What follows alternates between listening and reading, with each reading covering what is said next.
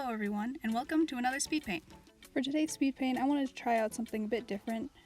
Last week's Speedpaint was pretty much just my usual style, so I didn't really have much to say about it, which is why I wanted to try something a bit different this week so I could just have more stuff to say about it. For this piece, I used more of a painterly lineless style, which was really fun to play around with. I did start it how I would pretty much any piece with just a simple sketch down. After I finished the sketch, I did go back over and add another layer with thinner sketching lines, just so I could see it better when I was adding color. I'm pretty heavy-handed, so most of my sketches have really thick line art, but that just wouldn't have worked really well when I was adding color, just because it would have been hard to see where each color needed to start and which one needed to end. As you may have noticed, I always write this on my canvas because I flip it around so much, and for some reason when I export it, it always goes back to the way the canvas was originally, and I don't want the text to invert itself, so I always write something on the canvas so I can make sure that I put it back to how it originally was. After I finished the sketching, I just slapped down some colors to see what might work. At first I tried out some warmer tones, but I ended up settling on more cool kind of colors. After I had settled on a few colors that I wanted to use, I threw down a rough layer of shading to show where I wanted the darker parts to be and where I wanted the lighter parts to be. At first I didn't really know how helpful it would actually end up being, but later down the road it was really helpful to have that sort of color guide. After I had all the rough colors down, I moved on to smoothing out all the colors, which was really fun and satisfying. First I was having a lot of trouble figuring out which part of the hair should be highlighted and what's the flow of it, but over time I started to get more used to it.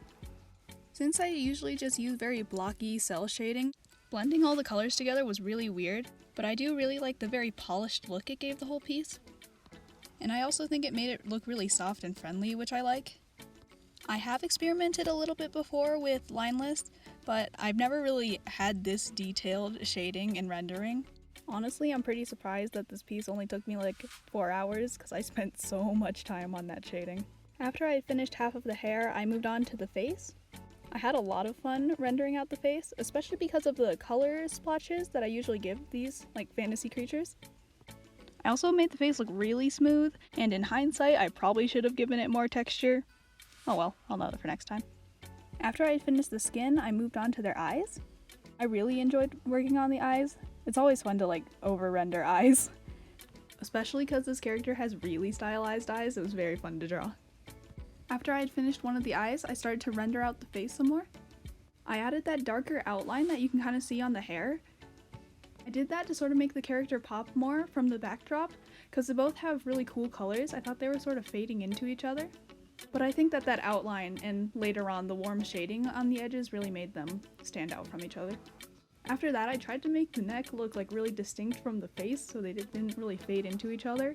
I found that hard since I usually use really thick line art and just do that black sort of line underneath the chin. So I ended up just essentially doing that technique except with just a darker shade of skin tone. After I had gotten the face and neck to what I wanted, I moved on to the other side of the hair. I was sort of avoiding it since the other side of the hair was really difficult to draw, and it was still hard, but it was definitely easier after having drawn the other side. I sort of got more used to the style. After I completed all the hair, I finally went back and added the other eye. I don't know why I rendered these things out in such a weird order, it sort of just happened. After I did the eyes, I went and rendered out their very colorful ears, which were a lot of fun, and I think they look really nice in this lineless style. At first I had a hard time making them look like they were attached to the head properly. I feel like a lot of people who draw fantasy art can probably relate to that problem, but I did eventually get it to look okay. After I had drawn the ears, I sort of just went back and touched up everything and added that darker outline around all the things that I had finished rendering. I also went through and just added a few things that I had forgotten to add, like the eyebrows. I didn't add them until this stage. And also the irises. Gosh, I really did draw everything in this piece in a really weird order. After I had added all the touch-ups and everything, I moved on to the clothes. I was also sort of avoiding drawing the clothes. I have a hard time drawing clothes in my own style, and I was really worried about transferring them over into this really soft style.